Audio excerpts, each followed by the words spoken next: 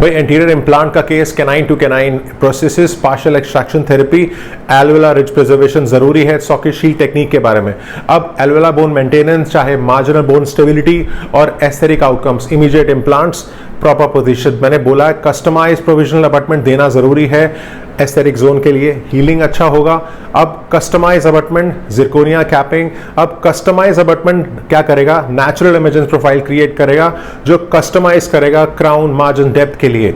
तो सर्जरी के लिए मैंने हमेशा बोला है सेक्शन करो, लग्जेट करो, ऑसी डेंसिफिकेशन के साथ 3D इम्प्लांट प्लेसमेंट, सब क्रिटिकल और क्रिटिकल कंटूर को ध्यान रखना है। अब पीटी की मैंने जैसे बोला है immediate implant placement, socket grafting, one abutment one time concept and a recycle crown to ensure perfect match.